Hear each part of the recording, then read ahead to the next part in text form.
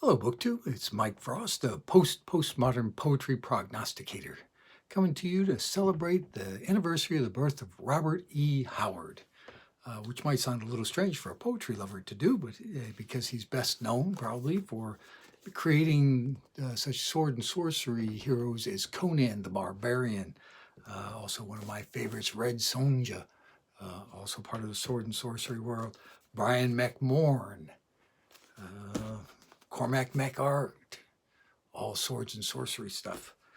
Call. They made a movie out of that. Not such a good movie, but hey, Call. And Solomon Kane, another one of my favorites, another New England Puritan. But Robert E. Howard also wrote poetry. And much of his poetry is much like his other writings, would fall into the category of fantasy or swords and sorcery more particular. But the one I'm going to share with you today is he wrote a couple of poems about boxers in his day. Are all good. I'm just taking John L. Sullivan, John Lawrence Sullivan, only because I'm a Boston-born, bred guy, and Lawrence John L., as he was known, was a Irish American from Boston, from the Boston area. He was late 1800s. Big guy, big strapping boxing guy, big mustache in the old style. Started out in the bare fist boxing, bare fist fighting in the late 1800s, and was one of the first, when they started going to gloved fighting, was one of the first considered heavyweight champions. It was known as, his name was John Lawrence Sullivan. I think it was Lawrence, but Sullivan, but everybody called him John L. back then. It was what it was called. And this poem by Robert E. Howard in his collection of poetry falls in that category of the fighting type you would think from someone that would create Conan the Barbarian. So here is John L. Sullivan by Robert E. Howard. Billowing, blustering, old John L., fearing nothing twixt sky and hell, rushing, roaring, swinging his right, smashing, crashing, forcing the fight, battering foes until they fell.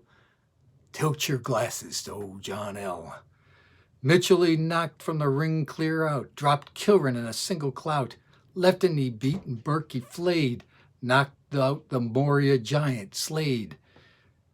Packed in each fist, damnation in hell. Tilt your glasses to old John L. Old John L.'s in town today. He's hitting it down the old great white way. Look at his swallowtail coat, silk hat, mustache too. Says he's on the bat. Living it in, that you can tell. Tilt your glasses to old John L.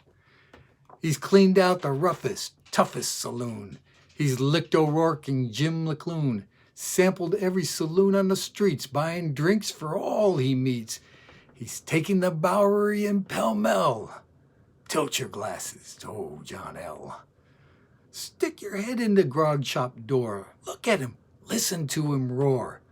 Sit out ya whiskey, Jimmy, ya bum. Belly to bar and half-bred scum. I'll lick any guy from here to hell.